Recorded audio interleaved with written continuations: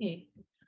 Uh, Hi, everyone. Thank you for visiting my presentation page. I'm Shazreen, and today I will be presenting on the study that my team did on analysis of internet articles about choking and strangulation during sex.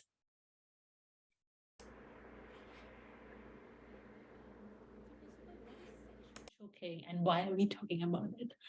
Sexual choking is a form of strangulation during sexual act. It has recently become prevalent among young people, with 58% of young women having been choked, strangled during sex.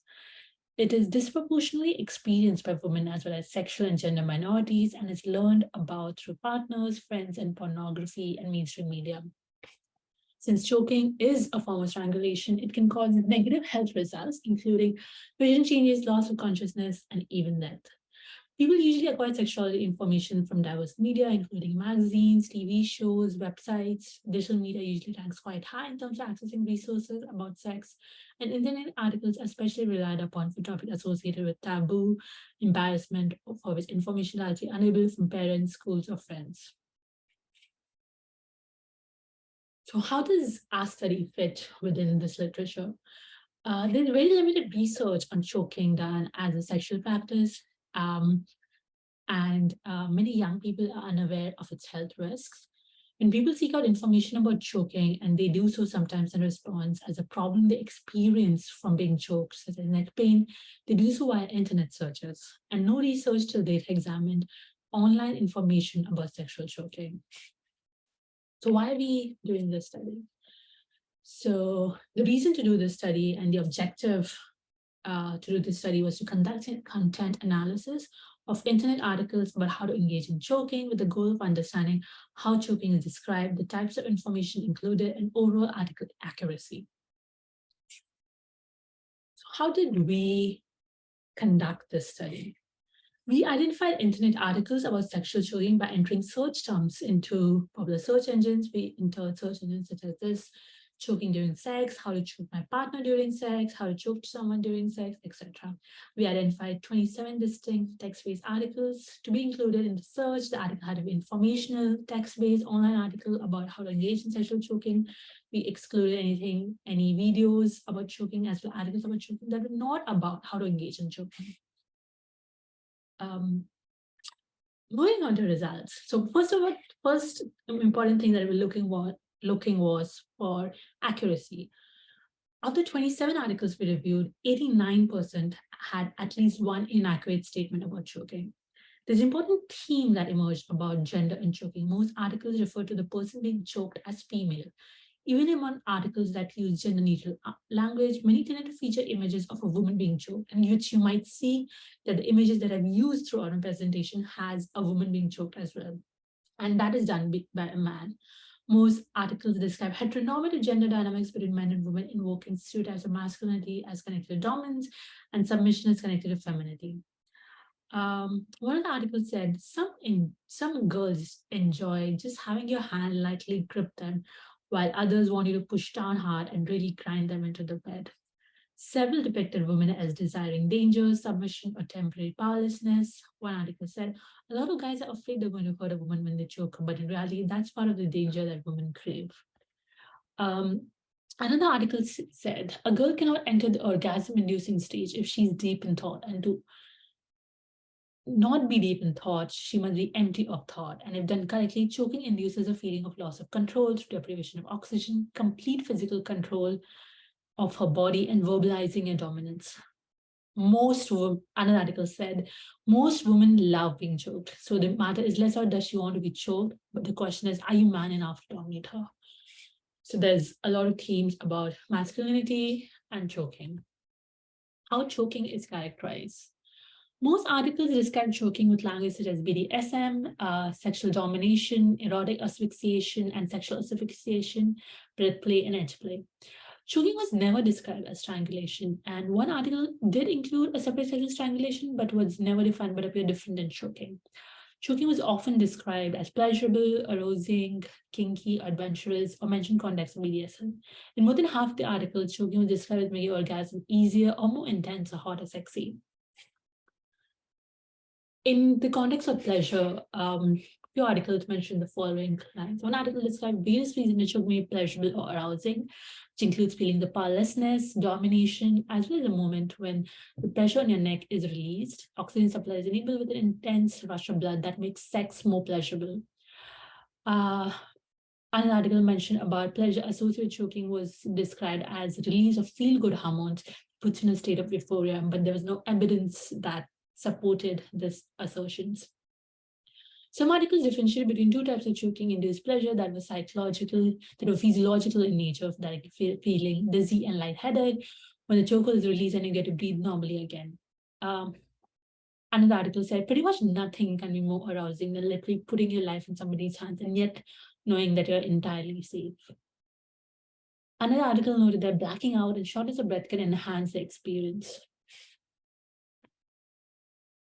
Regarding orgasm, some articles indicate that some women are unable to orgasm without being choked, or that being choked could lead to multiple orgasms for women. A couple of articles noted that men felt more aroused or became erect while being choked. More often, choking was described as making orgasms feel more intense or pleasurable. Moving on to a very important thing of consent. One of the writer talks about her experience with a sexual partner of being choked, says, I collapsed to the bed, gasping for air, my mind fogged with ecstasy. I didn't notice the dragging down of my pants and underwear until I felt him push inside of me. While her experience appeared to be either neutral or positive, it also highlights how being choked may increase vulnerability to being sexually assaulted. Most noted that it was important to seek consent for choking, comments such as always seek very clear consent about choking. Don't just randomly grab somebody's neck during intercourse were very common. Yet, only half stressed the importance of verbal consent. There was also emphasis on using safe words, safe gestures, or safe tap outs. Some explicitly say that people cannot always speak while being choked, while others were vague about the reason for suggesting safe gestures. Moving on to the last theme that we're going to talk about, harm reduction.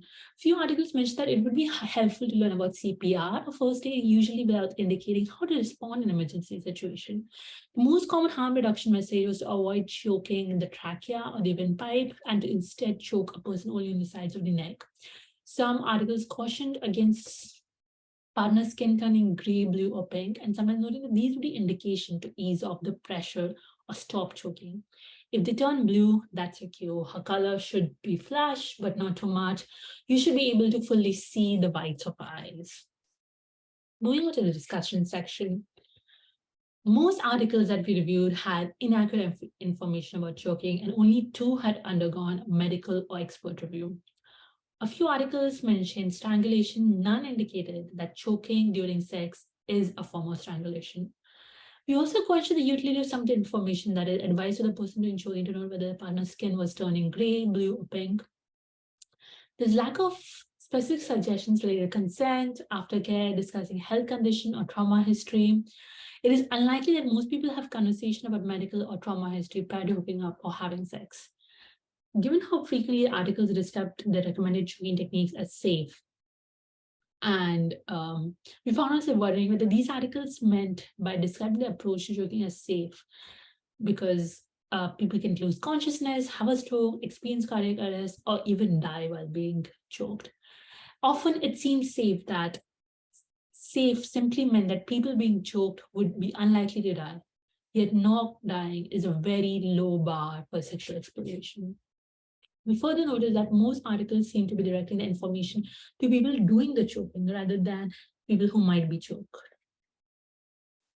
Moving on to the strengths of the study, since choking is such an understudied area and it's emerging and it disproportionately affects women and people in gender and sexuality minorities, the present research extends the literature. Sexuality professionals need to be aware of the sexual health information that the clients and learners may read. Some clinicians might consider including questions about choking, strangulation as part of sexual history taking.